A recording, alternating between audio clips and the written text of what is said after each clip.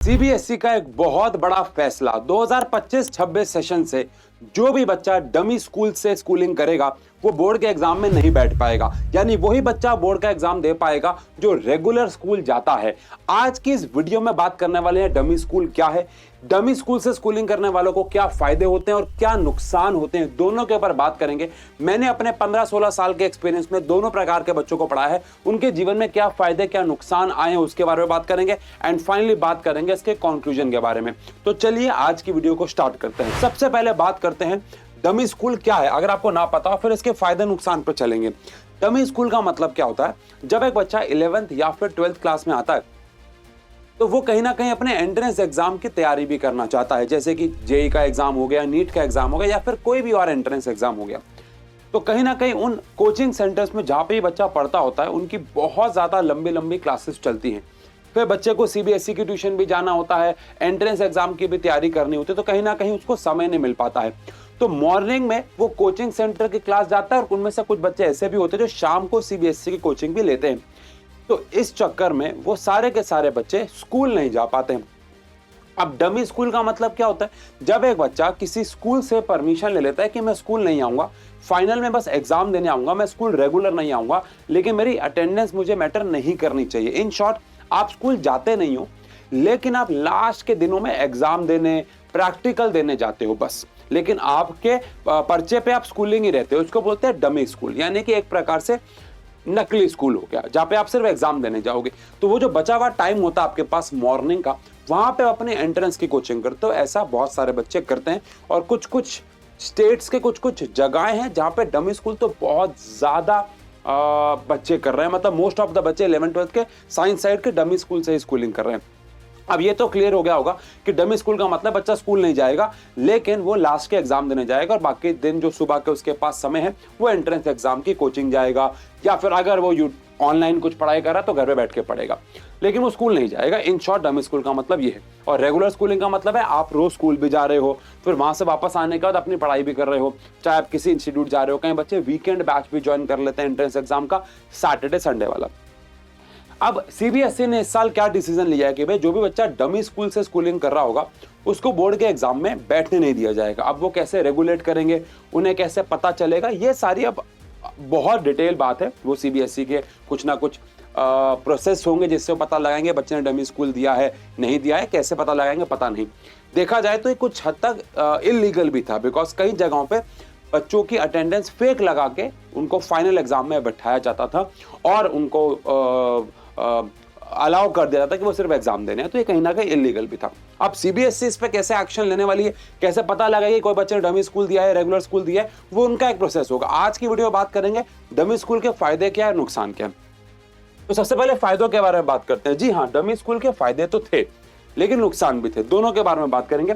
सबसे पहले फायदे के बारे में बात करेंगे, फोकस्ड एग्जाम प्रिपरेशन। देखो होता क्या है, जब आप एक स्कूलिंग में जाते हो तो वहां पे आप हर एक सब्जेक्ट्स के बारे में इक्वल ताकत से, इक्वल इंटेंसिटी से पढ़ते हो, लेकिन जब आप डमी स्कूल में होते हो तो आपको स्कूल के करिकुलम से अलग रहना होता है।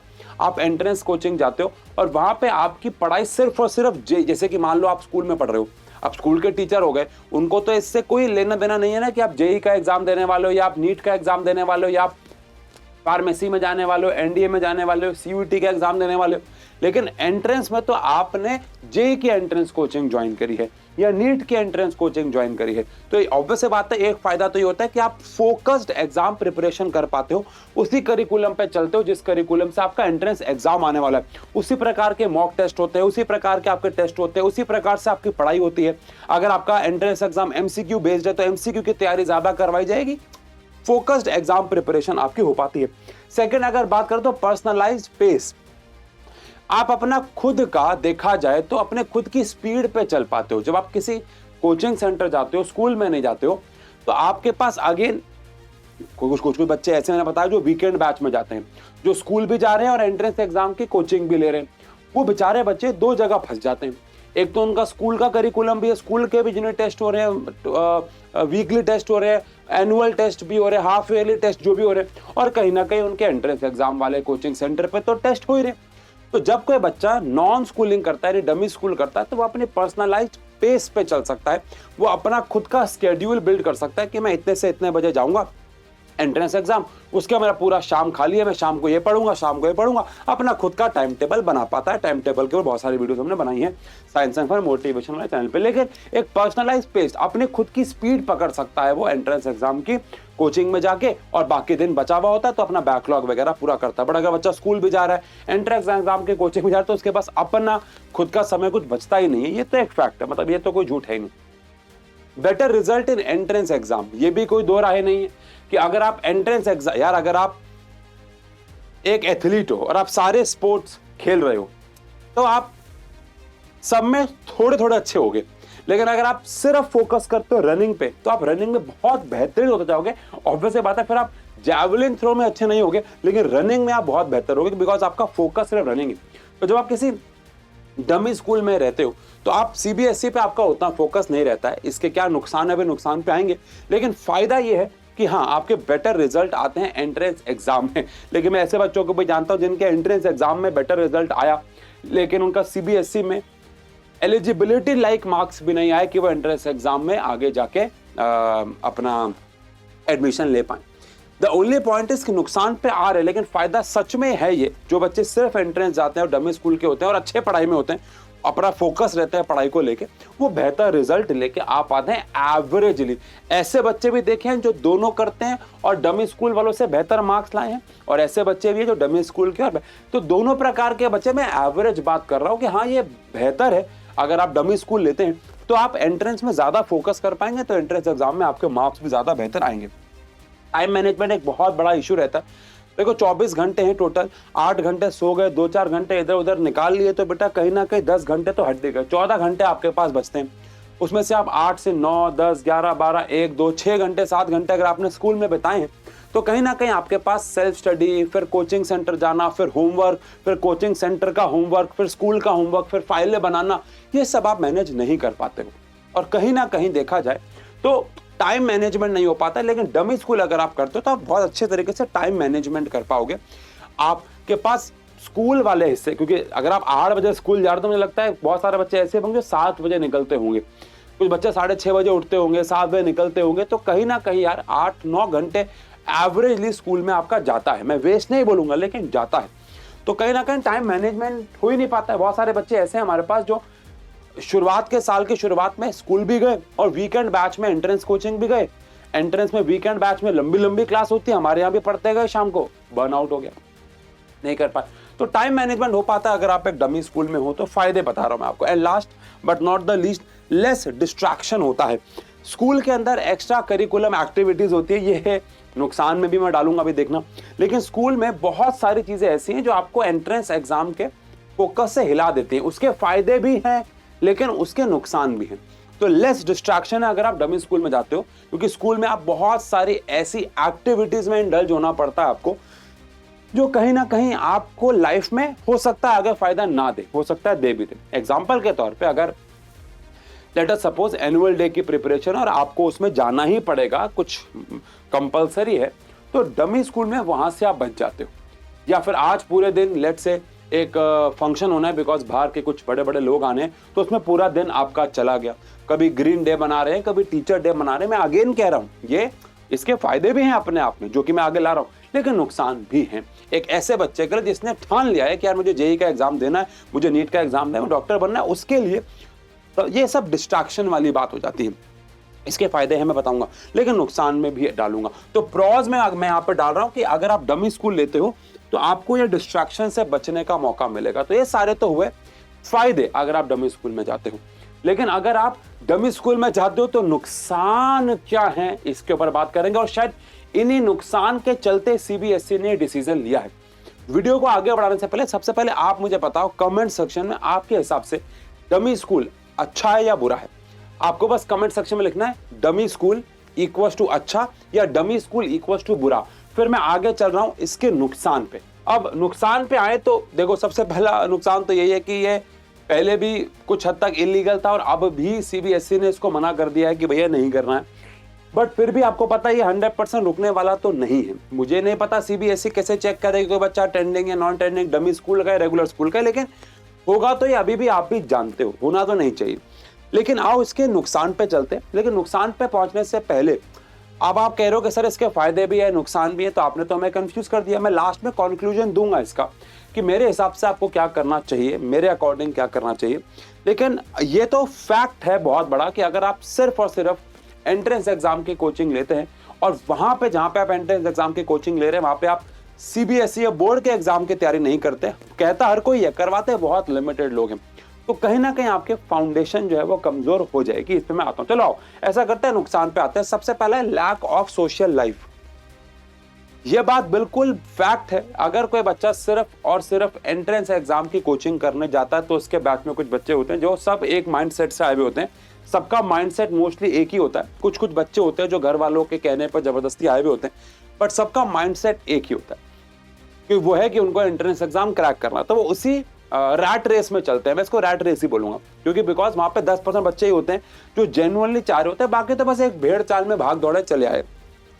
एम उनका भी वही है, लेकिन वो चाहते नहीं थे, वो एम बन गया रैट रेस की वजह से, जिसकी वजह से सोशल लाइफ बहुत इंपैक्ट होती है। देखो आप सब जानते हैं स्कूल में बहुत सारी चीजें ऐसी होती हैं जो आपको सोशली बहुत बेहतर बनाती हैं, चाहे वो डिबेट्स हो जाए, चाहे वो इंटर स्कूल कॉम्पिटिशन्स हो जाए, चाहे वो कोई भी और चीज हो, स्कूल ट्रिप्स हो जाए, एटसेट्रा एटसेट्रा। ये आपको सोशली बेहतर बनाता है। देखो आप में से कुछ लोग कहेंगे कि हम सब इन सब लफड़ों में नहीं पढ़ते, हम तो पढ़ाई करते हैं। ठीक है, बहुत अच्छी बात है, पर मैं सच बताऊं तो ऐसे बच्चों को जानता हूं जो क्लास में टॉप मारा, जिन्होंने एंट्रेंस एग्जाम भी क्रैक किया, जिन्होंने बहुत अच्छी रैंक भी, बिलो 1000 रैंक वाले बच्चों को मैं जानता हूं, जिनके 1000 से रैंक कम आई, 500 से रैंक कम आई, लेकिन वो बस एक लाइफ में जॉब करते रह गए, ठीक ठाक जॉब करते रह गए। अगेन उसका एम वो होगा, जो कि अच्छी बात है।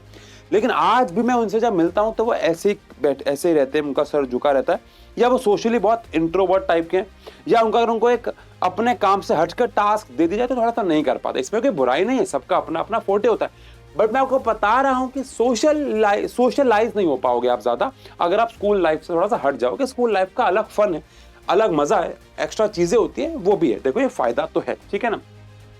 सेकंड बात करूं, लीगल इश्यूज भी बहुत सारे हैं। ये बहुत सारी जगहों पे इलीगली किया जा रहा था और बहुत सारे बच्चे ऐसे थे जो ना तो बोर्ड का एग्जाम दे पाए, ना ही वो एंट्रेंस एग्जाम दे पाए। उनका पूरा साल बर्बाद हो गया। कई कई बच्चों को 2-2 साल बर्बाद हुए क्योंकि उन्होंने 11th में भी डमी स्कूल लिया और उनको बोला गया कि आपको 11th भी दोबारा करने पड़े। कि मैं ऐसे बच्चों को जानता हूँ, स्कूल और जगह का नाम मैं नहीं ले सकता अभी, लेकिन लीगल केसेस हुए, पेरेंट्स पे लीगल केसेस भी हुए। तो लीगल इश्यूज तो है ही। साथ ही अगर बात करें तो वीक एकेडमिक फाउंडेशन, आपकी एकेडमिक फाउंडेशन बहुत कमजोर हो जाएगी। यानी कि आप कॉम्प्लेक्स प्रॉब्लम्स को सॉल्व करोगे, लेकिन कहीं ना कहीं डेरिवेशंस, डेफिनेशंस में आप लैग कर जाओगे, जो कि एक नुकसान तो है मेरे हिसाब से। तो यहां पे मैं आपको एक बहुत अच्छा सॉल्यूशन देता हूं। वैसे तो इस साल डमी स्कूल के साथ प्रॉब्लम है, लेकिन आप स्कूल जा रहे हो लेकिन फिर भी आपको मौका नहीं मिल पा रहा है कि आप सीबीएसई की कोचिंग जाओ, तो आप जो सीबीएसई या बोर्ड एग्जाम है उसके लिए ऑनलाइन पढ़ सकते हो। ये एक बहुत, मैं अपने सारे बच्चों को जो एंट्रेंस एग्जाम की ऑफलाइन कोचिंग जाते हैं, जिनको समय नहीं मिल पाता, मैं उनको हमेशा एक सलाह देता हूं कि आप क्या करो, आप लोग ऑफलाइन अगर एंट्रेंस एग्जाम जा रहे हो तो सीबीएसई या बोर्ड ऑनलाइन कर लो, या फिर उल्टा कि आप बोर्ड को ऑफलाइन कर लो और जो आपके एकेडमिक्स हैं उनको ऑनलाइन कर लो। तो अगर आप एंट्रेंस एग्जाम फोकस बच्चे हो और स्कूल भी जाओगे इस साल, नहीं भी जाओगे मुझे नहीं पता आप कौन सा वाला चुनोगे, बट अगर आप कुछ भी चुनते हो तो आप कोई एंट्रेंस या फिर बोर्ड कोई एक को ऑनलाइन कर लेना। और उसके लिए हम लोग सीबीएसई के और बाकी बोर्ड्स के बहुत बेहतरीन ऑनलाइन कोर्सेज लेके आए हैं, जो कि अप्रैल फर्स्ट वीक से स्टार्ट हो रहे हैं, जिसकी जो पहली क्लास है, ओरिएंटेशन क्लास जिसको बोलते हैं, वो 3rd ऑफ अप्रैल को होने वाली है। 3rd ऑफ अप्रैल को हम लोग एक ओरिएंटेशन क्लास ले रहे हैं साइंस एंड फन के ऐप पे। और अगर आप ये वीडियो इस चैनल के थ्रू इस कोर्स को परचेज करते हैं तो आशु 10 कूपन कोड लगा के आपको 11th के सिंगल बैच महापैक और 12th के सिंगल बैच महापैक पे आपको 10% ऑफ मिलने वाला है। ये सारे कोर्सेज आपके सामने स्क्रीन पे चल रहे होंगे, जिसमें आप 11th क्लास का PCMB का कोर्स ले सकते हो बहुत मिनिमल प्राइस में। एग्जैक्ट प्राइस यहाँ पे आपको दिख रहा होगा 1200-1300 रुपए आफ्टर डिस्काउंट सिंगल पैक। और महापैक अगर आप लेते हो, महापैक का मतलब है जहाँ पे आपको बैच 1.0 जो कि अप्रैल में शुरू होने वाला है, मैंने बताया फर्स्ट वीक से वो मिलने वाला है। बैच 2.0 जो कि समर वेकेशन के बाद शुरू होता है, जहाँ पे फिर से हम दोबारा पढ़ाते हैं सब। और क्रैश कोर्स जो कि नवंबर में शुरू होता है, वो मिल जाएगा बहुत कम प्राइस में। और आशु 10 कूपन कोड अगर आप लगाते हो तो आपको 10% ऑफ मिल जाएगा सारे कोर्सेज पे। ये आशु 10 कूपन कोड सिर्फ पहले 1000 बच्चों के लिए 11th और पहले 1000 बच्चों के लिए 12th। ये बात ध्यान रखिएगा, 11th के लिए भी सेम कोर्सेज हैं, 12th के लिए भी सेम कोर्सेज है, यहाँ पे आपको स्लाइड चलती हुई दिख रही होंगी। लिंक आपको नीचे डिस्क्रिप्शन में तो मिल ही जाएगा। साइंस एंड फन का ऐप है। आपके जो फाउंडेशन है ना, आपके जो बेसिक कंसेप्ट हैं, उसकी गारंटी तो मैं लेता हूँ, आपको कहीं और जाने की जरूरत नहीं है। रोज बस 1 घंटा निकालना, वो भी नहीं निकाल पाए तो आप उसका रिकॉर्डेड वर्जन आपको मिल जाएगा, वो भी आप देख सकते हो। और अगर आप महापैक लेते हो तो पिछले साल की रिकॉर्डिंग्स भी आपको मिल जाएंगी, जिसकी वजह से आप जो चैप्टर में आपको अटक रहे हो वो चैप्टर देख सकते हो, भले वो लाइव में हुआ हो चाहे ना हुआ। तो महापैक का ये फायदा है कि आप पिछले साल की रिकॉर्डिंग भी देख सकते हो। सारे टीचर्स आपको लाइव आके पढ़ाएंगे, ये तो श्योर शॉर्ट बात है। आप चाहो तो रिकॉर्डेड भी देख सकते हो। तो ये एक फायदा हो जाएगा आपको। आपका अगर कहीं भी फाउंडेशन वीक हो रहा है, लेट्स से आपका एंट्रेंस एग्जाम में कोई चैप्टर चल रहा है और वहां पे आप कह रहे हो यार इस कोचिंग सेंटर ने मुझे बहुत ज्यादा डिटेल में टॉपिक नहीं पढ़ाया, जो कि फेयर इनफ है बिकॉज उनका फोकस एंट्रेंस एग्जाम है। कोई डेफिनेशन नहीं पता है, कोई डेरिवेशन नहीं पता है, आपके मन में वो कंसेप्ट कमजोर रह गया, तो वो आप सीबीएसई वाले यानी फाउंडेशन वाले कोर्स से, हमारे कोर्स से पूरा कर सकते हो, नो डाउट। और अगर आप हमारा नहीं लेते हो, किसी का भी लो, लेकिन वो परचेज जरूर करना, ताकि आपका फाउंडेशन कहीं पे कमजोर ना रह जाए। क्योंकि इसका एक नुकसान है, जब बच्चा सिर्फ एंट्रेंस एग्जाम जाता है तो उसका एकेडमिक फाउंडेशन वीक हो जाता है। आगे बढ़ता हूं, सारे लिंक आपको नीचे डिस्क्रिप्शन में मिल जाएंगे। साइंस एंड फन ऐप है, परचेज करो। अप्रैल 1 वीक से क्लासेस शुरू हो रही है। पूरे साल 2000 रुपए में पढ़ा देंगे, एक बार वन टाइम पेमेंट देनी है। चलो आप अगले उस पे आए अगर हम लोग, तो अगला हमारे पास आता है risk of burnout. Risk of burnout क्यों कह रहा हूं? क्योंकि एंट्रेंस एग्जाम जब आप कोचिंग सेंटर जाते हो, उनकी गलती नहीं है, आपको 1 साल 2 साल में एंट्रेंस एग्जाम क्रैक करना है, जो कि one of the toughest exams में से एक है, खासकर जेईई वगैरह के बारे में अगर बात करूं तो बर्नआउट बहुत होता है बिकॉज बहुत लंबी लंबी क्लासेस होती हैं वहां पे, विदाउट एनी मेजर ब्रेक्स। लंबी लंबी क्लासेस होती हैं, हर हफ्ते टेस्ट हो रहे हैं। मैं ये नहीं कह रहा है बुरा है, मैंने ये नहीं बोला है, मैंने बोला रिस्क ऑफ बर्नआउट है। सब बच्चे बराबर नहीं होते। मैं कंक्लूजन में आपको एक बहुत अच्छा तरीका बताऊंगा अभी, लेकिन सब बच्चे बराबर नहीं होते। बहुत सारे बच्चों को मैंने बर्नआउट होते हुए देखा है, रोते हुए देखा है, इस टेंशन में आते हुए देखा है कि यार मेरे माँ बाप के पैसों के साथ क्या होगा, मेरे माँ बाप के पैसे जो लगाए लाखों रुपए उसका क्या होगा। तो मुझे उनको समझाना पड़ता है, उनके पेरेंट्स को बनाना पड़ता है, बिकॉज बच्चे बर्न आउट हो जाते हैं, बिकॉज बहुत ज्यादा एफर्ट वहां पे मारने पड़ते हैं, जो कि अच्छा तो है ही, लेकिन कुछ बच्चों के लिए बुरा भी साबित होता है अगर वो बच्चे पढ़ाई में उतनी मेहनत नहीं कर पा रहे होते हैं। तो lack of board exam focus, वो मैंने आपको बता ही दिया कि मैं ऐसे बच्चों को जानता हूं जिनके बोर्ड एग्जाम में मार्क्स नहीं आए, एंट्रेंस में काफी अच्छी रैंक ले आए थे वो, किसी की 12,000 आ रही है, किसी की 8,000 आ रही है, किसी की 5,000 रैंक भी देखी है मैंने, लेकिन उनके सीबीएसई में मार्क्स नहीं आए। ऑब्वियस बात है, जिस जो रैंक 500 से नीचे वाले हैं वो इतने ठीक कर लेते हैं बोर्ड में भी कि 90 में मार्क्स आ रहे हैं उनके, 85 मार्क्स आ रहे हैं, लेकिन कुछ बच्चे ऐसे होते हैं जो एंट्रेंस एग्जाम में रैंक लाने के चक्कर में इतना ज़्यादा फोकस कर लेते हैं कि वो बेसिक डेरिवेशन बेसिक कंसेप्ट को भूलना शुरू कर देते हैं, सिर्फ उस तरीके की पढ़ाई करते हैं और कहीं ना कहीं बोर्ड एग्जाम में लैक करते हैं। मैंने आपको बता दिया। लेकिन जो मुझे ऐसा लगता है, जहां मैं थोड़ा सा ऐसे डमी स्कूल के कभी कभार अगेंस्ट हो जाता हूं, वो ये वाला पार्ट है कि बच्चा जो है वो एक्स्ट्रा करिकुलम एक्टिविटीज में पार्ट नहीं ले पाता है। सर ये क्यों जरूरी है? देखो, एक आज के डेट में आपको जो नौकरी है, आपका जो बिजनेस है, वो सिर्फ पढ़ाई के बेसिस पे तो नहीं हो रहा है, ये आप जानते हो। पढ़ाई बहुत इंपॉर्टेंट हिस्सा है, लेकिन पढ़ाई के बेसिस पे सब तो नहीं हो रहा आज के डेट में, ये दुनिया को आप देख रहे हो। तो आपके पास एक्स्ट्रा स्किल्स, लोगों से बात करना, लीडरशिप, टाइम मैनेजमेंट, स्पोर्ट्स, चलो फिर भी एक बहुत अलग पार्ट हो गई, लेकिन एक्स्ट्रा करिकुलम एक्टिविटीज हो गया, एनुअल डे में पार्टिसिपेट करना हो गया, लोगों से बात करना हो गया, बाहर जाके अपने स्कूल को रिप्रेजेंट करना हो गया, इससे आपका कॉन्फिडेंस बिल्ड होता है। आप किसी भी डॉक्टर के पास जाते हो, किसी भी आज के डेट में एक बड़े बिजनेसमैन को देखते हो, किसी भी अच्छे डॉक्टर को देखते हो, तो आप कभी भी ये नहीं पूछते कि आपके मार्क्स कितने आए थे। आप देखते हो यार क्या कॉन्फिडेंस है बंदा, क्या बढ़िया तरीके से बात कर रहा है, क्या पर्सनैलिटी है, ये सब बहुत। और ये रीजन है कि आजकल सारे की सारी जो प्लेसमेंट्स हैं उनमें इंटरव्यूज क्यों नहीं लग गए। वो अगर ऐसा होता तो सिर्फ मार्क्स के बेसिस पे काम हो जाता। अच्छा आपने इतने मार्क्स लाए इतने सेमेस्टर में, अरे आ जाओ भैया 1.5 करोड़ का पैकेज ले लो। नहीं, इंटरव्यू हो रहा है, वो मार्क्स तो बाद में देखे जा रहे। तो बेटा ये सब बहुत मैटर करता है, आपके जीवन में मैटर करता है। तो ये सारी चीजें नुकसान है, तो ये आपको दोनों को ध्यान में रखना होगा। अब सर कंक्लूजन क्या है? मैं तो कंफ्यूज हो गया। कंफ्यूजन की जरूरत नहीं है। मैं हमेशा से अपने ऑफलाइन के बच्चों को भी यही सलाह देता आया हूँ, ऑनलाइन जो पेड बैच के बच्चे होते हैं उनको भी यही सलाह देता आया हूँ कि आप डमी स्कूल तो अब सीबीएसई ने खारिज ही कर दिया है, तो मेरे हिसाब से उसको तो हम हटा के रखते हैं, क्योंकि अब वो इलीगल भी हो जाएगा, जीवन खराब होने का भी चांसेस है। तो अब किन 3 पॉइंट्स पे आते हैं। पहला पॉइंट ये है कि अगर आप 11th क्लास में हो और आप साथ साथ ये काम करना चाहते हो, तो आप क्या कर सकते हो कि अगर आप 11th क्लास के बच्चे हो तो आप एंट्रेंस एग्जाम वाले में क्या करो, वीकेंड बैच ज्वाइन कर लो, यानी कि सैटरडे प्लस संडे वाला बैच ज्वाइन कर लो एंट्रेंस के लिए, और वीकडेज में आप अपना बोर्ड की तैयारी करते रहो। समझ गए? समझाता हूं। ये पहला ऑप्शन है। अगर आप 11th क्लास में हो तो सुबह से दोपहर तक आप स्कूल जा रहे हो, शाम को आप किसी कोचिंग सेंटर में जाके, जो ट्यूशन सेंटर होते हैं या ऑनलाइन जो कि मैंने बताया साइंस एंड फन, उसमें बोर्ड की तैयारी करते रहो। ठीक है, 2 घंटे की क्लास लेते रहो, अपना होमवर्क करते रहो, और एंट्रेंस की जो तैयारी है वो सैटरडे संडे करते रहो।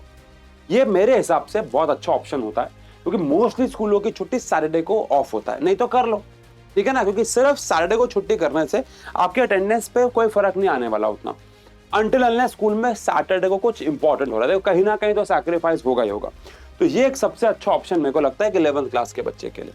अगर आपको लगता है आप ये भी नहीं कर पा रहे हो तो आप क्या कर सकते हो, आप जब 12th क्लास में आए हो तो 12th क्लास में जब आप आते हो तो आपकी 11th क्लास हो चुकी होती है, और आप सबको मैंने बताया था पिछले वीडियोस में कि 11th क्लास लाइफ की सबसे मुश्किल क्लास होती है।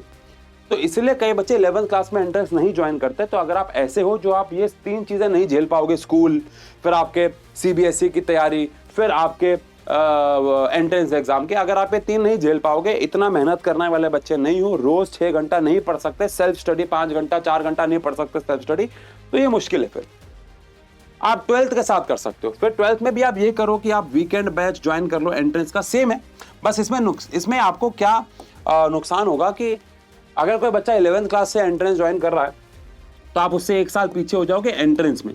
तो 12th में आप अपनी बोर्ड की तैयारी करते रहो, बोर्ड की तैयारी करते रहो वीकडेज में, ठीक है ना। यहां पे आप अपने बोर्ड की तैयारी करते रहो वीकडेज में, और यहां पे आप लोग क्या कर सकते हो, अपना वीकेंड्स में आप एंट्रेंस की तैयारी कर लो। वीकेंड मतलब होगा आपका सैटरडे संडे, है ना। मुझे अभी तक, हाँ, ओहो, ठीक है, मैंने समझ गया।